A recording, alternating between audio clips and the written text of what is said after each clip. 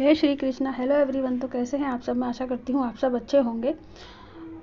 उत्पन्ना एकादशी की आपको हार्दिक शुभकामनाएं। हर साल मार्गशीर्ष माह के कृष्ण पक्ष की एकादशी तिथि को ही उत्पन्ना एकादशी के नाम से जाना जाता है। इस दिन भगवान विष्णु और माता लक्ष्मी की पूजा करने का विधान है। तो आइए इस वीडियो को स्टार्ट करते हैं कि इस पूजा को हमें किस प्रकार से करना है। तो देखिए, सबसे पहले मैंने यहाँ पर पीला कपड़ा बिछा लिया है। आप लाल कपड़ा भी बिछा सकते हैं, लेकिन भगवान विष्णु की पूजा में आप पीले वस्त्र का ही इस्तेमाल ज़्यादा करें। तो देखिए, मैंने यहाँ पर थोड़े से तिल रख लिए हैं चौकी पर, और भगवान विष्णु और माता लक्ष्मी की फ़ोटो रख लेंगे हम। भगवान विष्णु का आप कोई भी स्वरूप यहाँ पर रख सकते हैं। कृष्ण भगवान की भी पूजा कर सकते हैं आप, लड्डू गोपाल की सेवा कर सकते हैं, तो उनको भी रख सकते हैं आप यहाँ पर। तो देखिए, मैंने यहाँ पर उनको रख लिया है। अब थोड़े से हम तिलों का आसन देकर भगवान गणेश जी को भी यहाँ पर रख लेंगे। तो मैंने एक पान का पत्ता ले लिया है, उस पर हम थोड़े से तिल रखकर यहाँ पर भगवान गणेश की स्थापना करेंगे। तो देखिए, इस पूजा में चावल नहीं यूज़ होते हैं। भगवान विष्णु की जो एकादशी की पूजा होती है उसमें चावल वर्जित होते हैं, तो उनका प्रयोग आप ना करें बिल्कुल भी, और खाएं भी नहीं इस व्रत में। तो देखिए, मैंने भगवान गणेश को भी यहाँ पर विराजमान कर दिया है।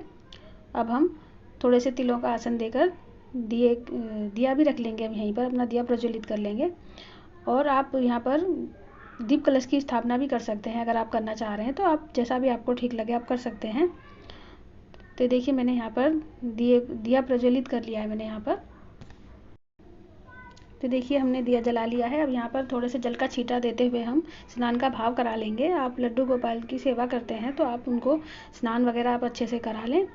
तो देखिए, मैंने यहाँ पर इस तरीके से कर लिया है, और थोड़े से आप तिल और थोड़े से फूल हाथ में लेकर हम व्रत का संकल्प करेंगे। अगर आप व्रत कर रहे हैं तो व्रत का संकल्प करें, और आप सिर्फ पूजा कर रहे हैं तो पूजा का संकल्प करें। सुबह उठकर जल्दी स्नान आदि करके आप व्रत का संकल्प कर सकते हैं कि हे भगवान विष्णु, हे माता लक्ष्मी, हमारे व्रत को पूर्ण करें और हमारी जो पूजा में गलती हो उसे क्षमा करें। और भगवान गणेश से भी हम यही प्रार्थना करेंगे। तो देखिए, हम यहाँ पर अब वस्त्र स्वरूप कलावा समर्पित कर देंगे, और भगवान विष्णु और माता लक्ष्मी को भी हम यहाँ पर वस्त्र स्वरूप कलावा समर्पित कर देंगे। उसके बाद देखिए, हम जनेऊ समर्पित कर देंगे भगवान गणेश को, और भगवान विष्णु को भी हम जनेऊ समर्पित कर देंगे। हो सके तो आप भगवान विष्णु को पीला जनेऊ समर्पित कर दें, उसमें थोड़ी सी हल्दी लगा करके आप भगवान विष्णु को पीला जनेऊ समर्पित करें यहाँ पर। तो ये देखिए, मैंने यहाँ पर अब फूल समर्पित कर दिए हैं, और भगवान गणेश को और भगवान विष्णु को हम पीले फूल समर्पित करेंगे। अगर फूल नहीं है तो कोई बात नहीं, आप ऐसे भी पूजा कर सकते हैं बिना फूल के भी। तो जैसा भी आपको ठीक लगे आप कर सकते हैं। और माता लक्ष्मी को हम यहाँ पर लाल फूल समर्पित कर देंगे। तो जो भी फूल आपके पास अवेलेबल हो आप उनको समर्पित कर दें। तो जैसा कि मैंने आपको बताया, मार्गशीर्ष मास के कृष्ण पक्ष की एकादशी को ही उत्पन्ना एकादशी चतुर्मास के बाद पड़ने वाली पहली एकादशी है, जो भगवान विष्णु जागृत अवस्था में सृष्टि का कार्यभार संभाल चुके होते हैं। और पौराणिक काल में यही दिन देवी एकादशी की उत्पत्ति से भी जुड़ा है। तो देखिए, भगवान गणेश जी को हम यहाँ पर दुर्वा समर्पित कर देंगे, और अब सबको टीका कर देंगे हम। भगवान गणेश को हम कुमकुम से टीका कर देंगे, और भगवान विष्णु को आप हल्दी या चंदन से ही टीका करें, और माता लक्ष्मी को हम कुमकुम से टीका कर देंगे। तो देखिए, मैंने यहाँ पर टीका कर लिया है। स्वयं भगवान कृष्ण के मित्र सुदामा जी ने भी उत्पन्ना एकादशी का व्रत किया था। तो अगर ये व्रत बहुत ही खास होता है तो आप इसको कर सकते हैं। तो देखिए, मैंने सबको यहाँ पर टीका कर दिया है, और अब हम माता लक्ष्मी को एक बिंदी का पत्ता और सिंदूर समर्पित कर देंगे। हो सके तो आप 5 की संख्या में भी श्रृंगार का सामान समर्पित कर सकते हैं। अब हम इत्र लगा देंगे। माता लक्ष्मी की पूजा में खुशबू बहुत ही होनी चाहिए, खुशबू वगैरह बहुत ही प्रिय होती है उनको, तो आप इत्र वगैरह यहाँ पर लगा सकते हैं। तो ये देखिए, मैंने यहाँ पर भगवान गणेश को मैंने यहाँ पर सफ़ेद मिठाई का भोग लगा दिया है। अब जो भी दूध से बनी हुई मिठाई हो कोई भी उसका भोग लगा सकते हैं। इस व्रत में अन्न का प्रयोग बिल्कुल भी नहीं किया जाता है, तो आप अन्न से बना हुआ कोई भी चीज़ का भोग यहाँ पर ना लगाएं। तो देखिए, मैंने यहाँ पर मिठाई समर्पित कर देंगे हम भगवान विष्णु और माता लक्ष्मी को भी।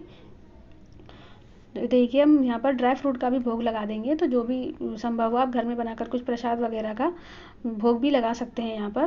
तो देखिए, मैंने यहाँ पर रख दिया है। तो देखिए, आप भगवान विष्णु को जो भी भोग लगाते हैं उसमें तुलसी दल अवश्य डालें, और भगवान गणेश को आप तुलसी के बिना ही भोग समर्पित करें। उनको तुलसी का भोग, तुलसी दल नहीं चढ़ाया जाता है भगवान गणेश को। तो देखिए, मैंने यहाँ पर एक जल का लोटा ले लिया है। अब हम कथा सुन लेंगे, उत्पन्ना एकादशी की कथा सुन लेंगे। अब यहाँ पर तो थोड़े से तिल और फूल लेकर हम हाथ में यहाँ पर कथा सुन लेंगे। कथा आप पढ़ भी सकते हैं या किसी से सुन भी सकते हैं, तो जैसा भी आपको ठीक लगे आप कर लें। तो कथा सुनने के बाद जो हमारे हाथ में तिल और फूल हैं, उनको हम भगवान विष्णु के आगे डाल देंगे थोड़े से, और माता लक्ष्मी के, और थोड़े से हम ये जो जल का लोटा है हम इसमें डाल देंगे और इसको सूर्य देव को अर्घ दे देंगे। अब अगर यह पूजा आप सुबह में कर रहे हैं तो आप सूर्य देव को अर्घ दे दें। तो एकादशी कब से स्टार्ट हो रही है, तो देखिए उत्पन्ना एकादशी मार्ग मास के कृष्ण पक्ष की एकादशी तिथि को ही कहा जाता है। इस बार यह तिथि 25 नवंबर को मध्य रात्रि के बाद 1:01 से आरंभ होगी, यानी कि तब तक 26 नवंबर की तिथि लग चुकी होगी। इसका समापन 27 नवंबर की सुबह 3:47 पर होगा, यानी कि उदय तिथि के अनुसार उत्पन्ना एकादशी का व्रत 26 नवंबर को ही रखा जाएगा। तो आप 26 नवंबर को ये व्रत कर सकते हैं। तो देखिए यहाँ पर अब हम आरती कर लेंगे। ये जो हमने दिया जलाया था इससे भी आप आरती कर सकते हैं, और अलग से दिया जलाकर भी आप आरती कर सकते हैं। मान्यता है कि इस दिन भगवान विष्णु के अंश से ही देवी उत्पन्ना एकादशी की उत्पत्ति हुई थी। तो इस दिन व्रत आप ज़रूर रखें अगर आप व्रत रखना चाह रहे हैं तो देखिए हमने आरती यहाँ पर कर ली है। अब हम दिए पे से थोड़ा सा जल वार देंगे, तो ये आप ज़रूर से करें। तो अगर आप आरती कर रहे हैं तो आप ऐसे ही आरती को ना छोड़ें। तो ये देखिए मैंने यहाँ पर पूजा कर ली है। और अब देखिए जो हमने भोग प्रसाद रखा है इसको आप घर के सदस्यों में आप वितरित कर दें, और भगवान से और माता लक्ष्मी से और भगवान गणेश से पूजा में रही कमियों के लिए आप क्षमा याचना कर लें।